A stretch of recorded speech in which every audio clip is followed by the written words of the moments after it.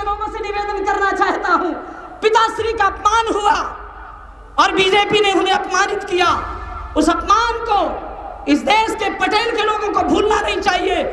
इस प्रदेश के हिंदुस्तान में, इस प्रदेश में रहने वाले हिंदुओं को भूलना नहीं चाहिए। मैं जाति का विवाद नहीं खड़ा कर रहा हूं, लेकिन माताश्री की कितनी हिम्मत।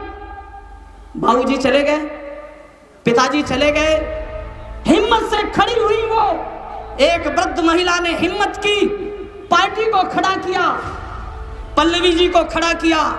लेकिन निवेदन करना चाहूंगा अनुप्रिया पटेल जी, आपको मैं आगाह कर रहा हूं, याद रखना, जो आपके पिता का अपमान कर सकता है, उसी बीजेपी ने 3 दिन पहले इलाहाबाद की सभा में छोटी से छोटी महिलाओं ने भाषण दिया, लेकिन अनुप्रिया पटेल का अपमान हुआ, 1 मिनट भी बोलने का समय नहीं दिया गया। मैं निवेदन करना चाहता हूं, मैं आगाह करना चाहता हूं पटेल समाज को, याद रखिएगा, बीजेपी वाले आपको नहीं बचा सकते, बीजेपी वाले आपकी रक्षा नहीं कर सकते। अगर आपको रक्षा चाहिए तो एक बार इस मिली हुई सरकार पर, मिली हुई पार्टी पर कंधे से कंधा मिलाइए, और कंधे से कंधा मिलाओगे तो याद रखना अनुप्रिया जी, आपकी भी रक्षा हो सकेगी। बार बार यही आश्वासन दिया गया कि हम इस देश के नौजवानों को नौकरी देंगे, इस देश की वृद्ध महिलाओं को पेंशन देंगे, इस देश की महंगाई को कम करेंगे, इस देश की गंगा को हम साफ करेंगे, इस देश में किसानों की चैन की नींद देंगे। लेकिन आज तक इस देश के चारों शंकराचार्यों के साथ, इस देश के 17 अखाड़ों के साथ बीजेपी ने हमेशा झूठ बोला है, और उस झूठ का परिणाम है कि अखाड़ा छोड़कर आज मुझे मैदान में आना पड़ा और मुझे कथाएं बंद करके आपके बीच में बोलना पड़ा है। भगवान कृष्ण ने सोचा था कि मैं गोवर्धन पहाड़ को उठाऊं, उठा लिया उन्होंने। सारे ग्वाल वालों को कहा अपनी लाठियां लगाइए। कुछ लोग कहने लगे हमने गोवर्धन को उठाया है, कुछ हष्टपुष्ट नौजवानों ने बोला, पहन वालों ने बोला हमने गोवर्धन को उठाया हुआ। जिसने उठाया था उसने कुछ नहीं बोला। भगवान कृष्ण ने कहा आप सबने गोवर्धन को उठाया, मुझे खुशी हो रही है, मैं जरा 2 मिनट के लिए पानी पी कर आता हूँ। जैसे जाने लगे तो गोवर्धन गिरने लगा, ठहरने लगा, धराशायी होने लगा। तब ग्वाल वालों ने कहा ठाकुर आप मत जाइए, नहीं तो पूरा ब्रज नष्ट हो जाएगा। याद रखना मेरे नौजवानों, चाहे कोई एमएलए है, चाहे कोई एमपी है, चाहे कोई पदाधिकारी है, चाहे कोई कार्यकर्ता है, याद रखना गोवर्धन पहाड़ उठकर रहेगा। उत्तर प्रदेश में सपा की सरकार बनकर रहेगी। तुम सब लाठियां लगा दो, बीजेपी का सफाया हो जाएगा। लेकिन मोदी जी सोचते हैं कि अब मैं शायद इस चक्रव्यूह में मैं इस समय अखिलेश जी को परास्त कर दूंगा। लेकिन याद रखना मोदी जी, याद रखना शाह जी, याद रखना योगी जी, लेकिन याद रखिएगा मेरी वाणी को, आप चक्रव्यूह को नहीं तोड़ सकते हो। चक्रव्यूह तोड़ने के लिए, विजय प्राप्त करने के लिए केवल अखिलेश जी काफी है, दूसरे की कोई जरूरत नहीं है। जीते मेरे भाई और बहनों, आइए शुरुआत करता हूं अपनी बात से, लेकिन एक निवेदन करना चाहूंगा। इस सर्दी के मौसम में मैं चाहता हूं कि ठंडी अगर लगे तो ठंडी लगनी चाहिए बीजेपी वालों को, और गर्मी आनी चाहिए समाजवादी पार्टी वालों को। इसलिए हमारे साथ में अपना दल है।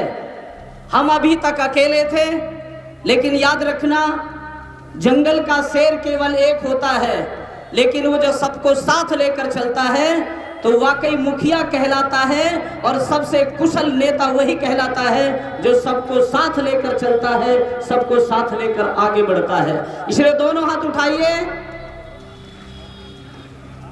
ठीक है आपने कैलेंडर उठा दिया, लेकिन ये पंजा मत दिखाइए। हम थप्पड़ खाने वाले नहीं हैं, हम थप्पड़ का जवाब मुक्के से देने वाले हैं। इसलिए दोनों हाथ उठाइए और मुट्ठी बांधिए, और मुट्ठी बांधकर एक बार मेरे साथ जय घोष करिए। और जरा आजू बाजू वालों को देख लीजिएगा, अगर वो हाथ नहीं उठाता तो समझ लेना यहां कोई ना कोई बीजेपी का चोर घुस गया है। भारत माता की, एक बार और आवाज बुलंद करिए ना, लखनऊ तक पहुंचनी चाहिए, राष्ट्रीय अध्यक्ष जी के यहाँ तक, और उनको खुशी हो कि अमौली में आज मिल करके रैली की जा रही है। इसलिए उद्घोष करिए मेरे साथ मिल करके, भारत माता की, भारत माता की। मंच पर विराजमान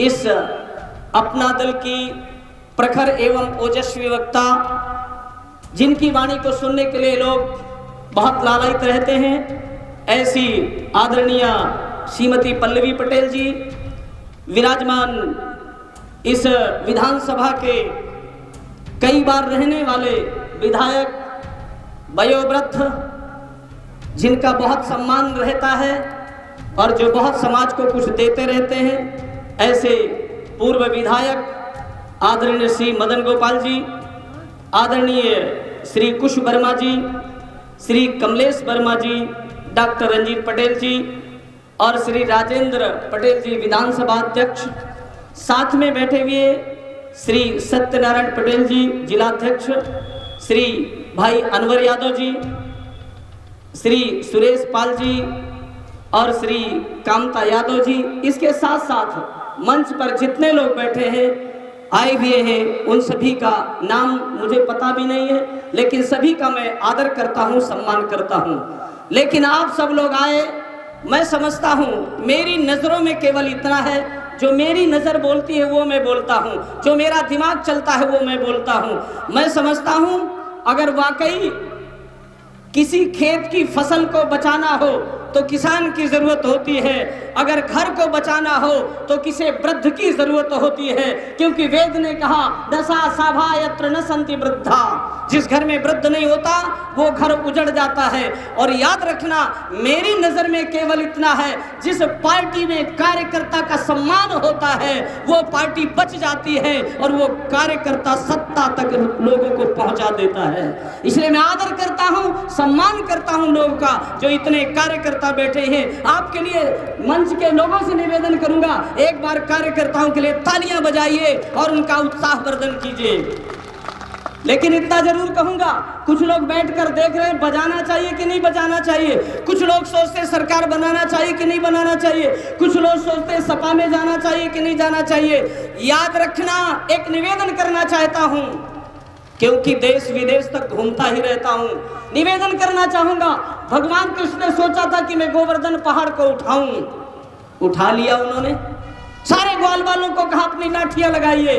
कुछ लोग कहने लगे हमने गोवर्धन को उठाया है, कुछ हष्टपुष्ट नौजवानों ने बोला, पहन वालों ने बोला हमने गोवर्धन को उठाया हुआ। जिसने उठाया था उसने कुछ नहीं बोला। भगवान कृष्ण ने कहा आप सबने गोवर्धन को उठाया, मुझे खुशी हो रही है, मैं जरा 2 मिनट के लिए पानी पी कर आता हूं। जैसे जाने लगे तो गोवर्धन गिरने लगा, ठहरने लगा, धराशायी होने लगा। तब ग्वाल वालों ने कहा ठाकुर आप मत जाइए, नहीं तो पूरा ब्रज नष्ट हो जाएगा।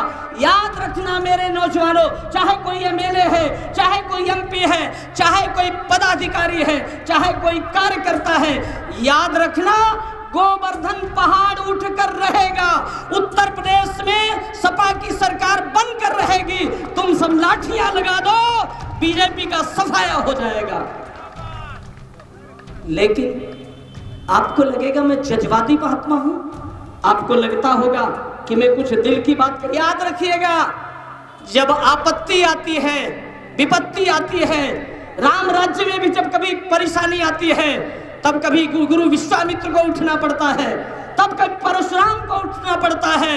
याद रखना, आपको लगता था कि बीजेपी के लोगों ने साधुओं को अपने साथ जोड़ा हुआ है, लेकिन मैं साधु समाज की तरफ से आपको एक निवेदन कर देना चाहता हूं, एक बात का जवाब दे देता हूं। मुझे 35 साल हो गए हिंदू संगठनों के बीच में घूमते हुए। हरियाणा में मेरे ऊपर गौरक्षा के 17 केस हो गए, मेरे ऊपर केस किए गए, लेकिन 950 गायों को मैंने रखा, सेवा कर रहा हूं। लेकिन इतने साल होने के बाद, उसके बाद भी बार बार यही आश्वासन दिया गया कि हम इस देश के नौजवानों को नौकरी देंगे, इस देश की वृद्ध महिलाओं को पेंशन देंगे, इस देश की महंगाई को कम करेंगे, इस देश की गंगा को हम साफ करेंगे, इस देश में किसानों की चैन की नींद देंगे। लेकिन आज तक इस देश के चारों शंकराचार्यों के साथ, इस देश के 17 अखाड़ों के साथ बीजेपी ने हमेशा झूठ बोला है और उस झूठ का परिणाम है कि अखाड़ा छोड़कर आज मुझे मैदान में आना पड़ा और मुझे कथाएं बंद करके आपके बीच में बोलना पड़ा है। तो ये तालियां किसके लिए बजा रहे हो धीमी सी? अखिलेश के लिए जरा एक बार मेरे उस वरिष्ठ नेता के लिए, उस अभिमन्यु के लिए तालियां बजाइए, जिसने निश्चित कर लिया है कि महाभारत में केवल अभिमन्यु ऐसा था जिसे चक्रव्यूह तोड़ना आता था। पूरे पांडवों में, कौरवों में चक्रव्यूह किसी को तोड़ना नहीं आता था। आज बीजेपी चुनाव टालना चाहती है क्योंकि बीजेपी हारती चली जा रही है।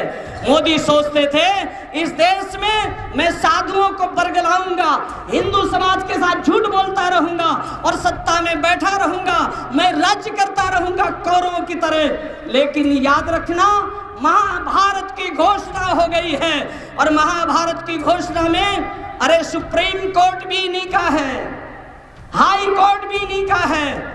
मोदी जी सोचते हैं कि अब मैं शायद इस चक्रव्यूह में मैं इस समय अखिलेश जी को परास्त कर दूंगा। लेकिन याद रखना मोदी जी, याद रखना शाह जी, याद रखना योगी जी, लेकिन याद रखिएगा मेरी वाणी को, आप चक्रव्यूह को नहीं तोड़ सकते हो। चक्रव्यूह तोड़ने के लिए, विजय प्राप्त करने के लिए केवल अखिलेश जी काफी है, दूसरे की कोई जरूरत नहीं है। पर याद रखिएगा, ये तालियां कुछ बीजेपी के लोग तो नहीं घुस गए यहां पर, लग तो ऐसे ही रहा है। ताली वो नहीं बजाते जिन्हें गम होता है। वैसे तो पुलिस वाले बजाएंगे नहीं क्योंकि मजबूरी है, सस्पेंड कर दिया जाएगा, दिस प्रॉब्लम। लेकिन याद रखना, 3 महीने बाद इसी सड़क में तुम्हें अखिलेश जी के न्याय को स्वीकार करना पड़ेगा। और न्याय की जरूरत है तो पुलिस डिपार्टमेंट को भी न्याय मिलेगा, आपको भी न्याय प्राप्त होगा। कोई बात नहीं, आज मत बजाइए, कल तो बजाओगे, क्योंकि ताली वो नहीं बजाते जिन्हें गम होता है, ताली वो बजाते हैं जिनकी हाथों में दम होता है। तो बजाइए ना एक बार अखिलेश जी के लिए। ऊपर वाले नहीं बजा रहे हैं, कुछ गड़बड़ है क्या ऊपर? मैं चूकने वाला नहीं हूं, छोड़ूंगा नहीं आपको। इसलिए निवेदन कर देना चाहता हूं, विधायक बने, आई एम एग्री, किसी जाति का बने, किसी परिवार का बने, लेकिन निवेदन करना चाहता हूं, विधायक बनना चाहिए। लेकिन याद रखना, ना जाति देखना है, ना परिवार देखना है, ना हिंदू देखना है, ना मुस्लिम देखना है। आपको संगठित होकर के भारी बहुमत से विजय दिलाइए विधायक को और उत्तर प्रदेश में अपनी सरकार बनाइए, तब काम पूरा होगा। पर मैं निवेदन करना चाहता हूं, पहली बार मंच साझा कर रहा हूं पल्लवी जी, मैं माता जी का बहुत सुना, माता जी को, पिताजी के बारे में भी मैंने सुना है। याद रखना, सब कुछ राजनीति नहीं होती है, न्याय भी कोई चीज होती है। और मुझ जैसे अखाड़े के महामंडलेश्वर से न्याय की जरूर उम्मीद रखिएगा। और न्याय के लिए मैंने एक ही संकल्प कर लिया है, मैंने अपना जीवन, जितना जीवन मेरा बचा हुआ है वो जीवन मेरा पूरा, भजन मैंने छोड़ा, यज्ञ नहीं छोड़ा, कथाएं मैंने छोड़ दी, बड़े बड़े आश्रम छोड़ दिए, अखाड़ा भी मैंने छोड़ दिया। और मैंने निश्चित कर लिया है कि अब समाजवादी पार्टी का अखाड़ा लखनऊ में बनेगा और पूरे उत्तर प्रदेश बीजेपी का अखाड़ा उखाड़ कर फेंकेंगे। योगी जी, आप बोलते हो कि मैं एक मठ का बहुत बड़ा सन्यासी हूं, मैं भी तो खड़ा हूं सन्यासी, मैंने वेदांत से आचार्य कर रखा है, थ्रू आउट संस्कृत बोलता हूँ, जहाँ से मर्जी बुलवा लीजिए, मैं भी तो वेदों का अध्ययन करता हूँ। लेकिन योगी जी, आपसे निवेदन करता हूँ, अगर आपको सत्ता चाहिए दोबारा, वैसे तो दोबारा हम तुमको आने नहीं देंगे। क्या विचार है आप लोगों का? नहीं, 2-4 बोलने से काम चल जाएगा। बोलो नहीं आने देंगे, भाजपा को उखाड़ कर फेंक देंगे। ये वही नारा नहीं लगा रहे जो बीजेपी वाले घुसे हुए हैं। अरे भाई नहीं, मैं किसी का विरोध, लेकिन योगी जी आपने वाराणसी में बहुत बड़ा आयोजन किया। एक पत्रकार ने लिखा, योगी जी आप तो योगी हो, और योगी ने योगी आदित्यनाथ हो, एक मठ के आप मठाधिपति हो, लेकिन कम से कम नमामि समीसा निर्वाण रूपम विभम व्यापकम ब्रह्म वेद स्वरूपम निजुम निर्गुणम निर्विकल्पम निरीहम चिदाकाश माकाश वासम भजेहम निराकार मोंकार मूलम तुरीयम गिरा ज्ञान गोती दमीशम गिरीशम।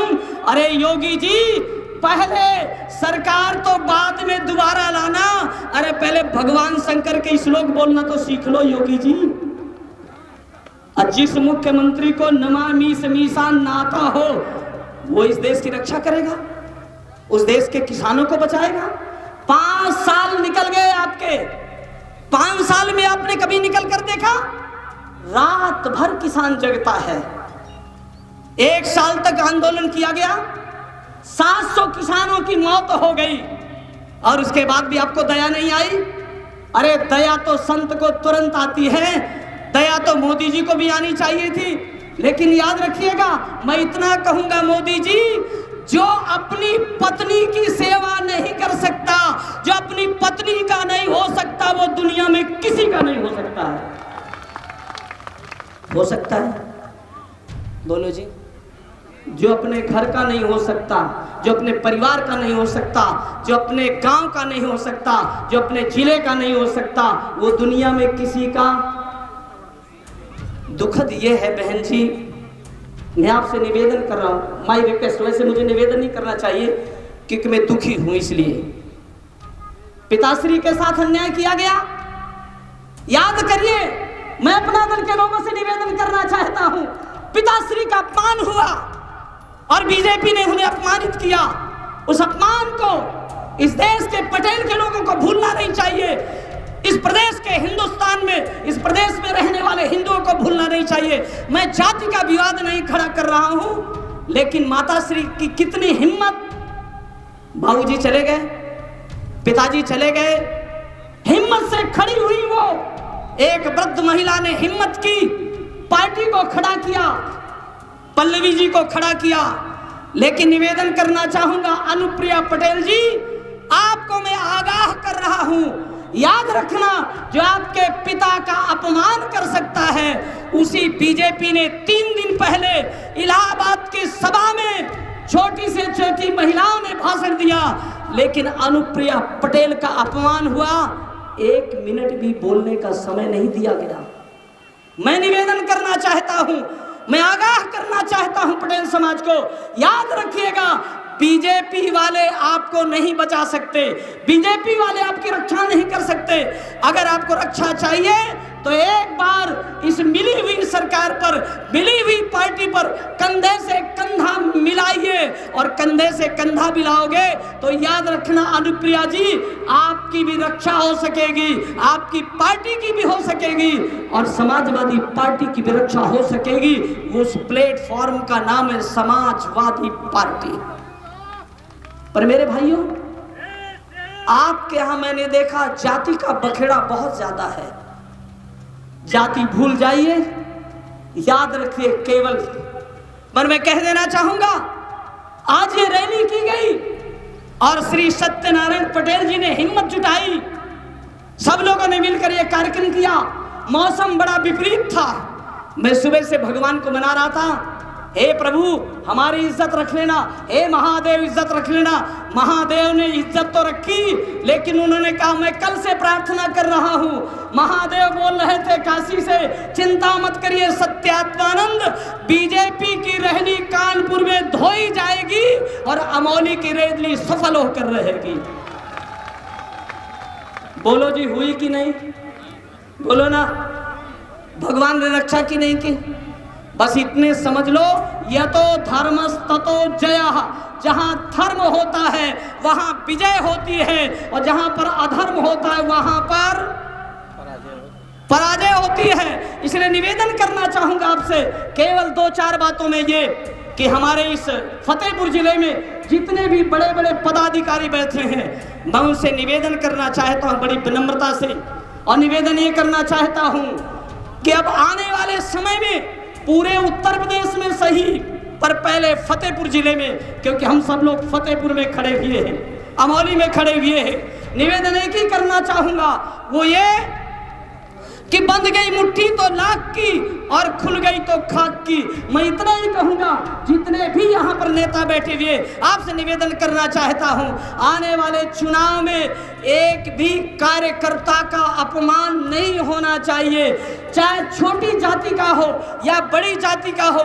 मैं चाहता हूँ, भगवान का सम्मान होता है, लेकिन निवेदन करना चाहूँगा कि मंदिर का भगवान भाव में पला करता है। मेरी 2 लाइनें, मंदिर का भगवान भाव में पला करता है, अरे सड़क का भगवान अभाव में पला करता है। अरे दीन को ठुकरा कर भक्ति करने वाले, दीन को ठुकरा कर भक्ति करने वाले, अरे भगवान तो गरीबों के दिलों में बसा करता है, भगवान तो गरीबों के दिलों में। इसलिए गरीब हो, अमीर हो, छोटा हो, बड़ा हो, मैं केवल स्टेज वालों से निवेदन करना चाहता हूं, कोई बड़ा कांटा है, कोई छोटा कांटा है बाल्टी निकालने के लिए, निवेदन करता हूं, आने वाले समय में सभी कार्यकर्ताओं का सम्मान होना चाहिए, बड़े बुजुर्गों का सम्मान होना चाहिए, और फतेहपुर जिले में सम्मान संतों का भी होना चाहिए, ब्राह्मणों का होना चाहिए, गौ का सम्मान होना चाहिए। इसलिए निवेदन करता हूं, अगर इन सभी का अपमान हुआ तो आदरणीय श्री अखिलेश जी का अपमान होगा। और याद रखिएगा, अगर कार्यकर्ता का अपमान होगा तो अखिलेश जी सबसे पहले दुखी होंगे, और अखिलेश जी दुखी होंगे तो मैं भी दुखी होऊंगा। इसलिए निवेदन करता हूं, आज के बाद किसी को भी टिकट मिले, किसी जाति वाले को टिकट मिले, निश्चय ये होना चाहिए कि विजय दिला करके लखनऊ तक पहुंचाना है और मुख्यमंत्री अखिलेश जी को बनाना है, ये निश्चित होना चाहिए। पर एक और बात कहकर, मुझे मालूम है और मैं बहुत याद रखता हूं, इस देश में रहीम पैदा हुए, रसखान पैदा हुए, काबुल से आने वाला अब्दुल रहमान खान खाना खान हुआ। मेरे बहुत मित्र यहां बैठे हुए हैं, उन्होंने लाल टोपी लगा रखी है, किसी ने सफेद टोपी लगा रखी है, लेकिन याद रखना, वृंदावन की चौखट में हिंदू जाता है, केवल हिंदू नहीं जाता, मुसलमान भी जाता है। एक मुसलमान का नाम है ओनली 1 मिनट, वो गया चौखट में, एक पान ले गया, वो मुसलमान अब्दुल रहमान खान खाना खान। कहानी नहीं है, घटना है। बिहारी जी के चौखट में गया, लोगों ने धक्के मारकर बाहर निकाल दिया। जब निकाल दिया, अरे तुम मुसलमान हो, तुम बिहारी जी का क्या दर्शन करोगे? उसने कहा मैं कुर्ता लेकर आया हूँ, पैजामा लेकर आया हूँ, शेरवानी लेकर आया हूँ, टोपी लेकर आया हूँ, और दिल्ली चांदनी चौक से पान लेकर आया हूँ। क्या करोगे? बिहारी जी को खिलाऊंगा, उनके साथ दोस्ती करूंगा। एक मुसलमान ने कहा मैं भगवान से दोस्ती करूंगा। अरे हिंदू दोस्ती करता है, मुसलमान ने कहा दोस्ती करूंगा। लोगों ने धक्के मारकर बाहर निकाल दिया। 1 दिन बीता, 3 दिन बीते, 5 दिन बीत गए, पान सूख गया, बिना खाए पिए चौखट में रात में 12 बजे जाता।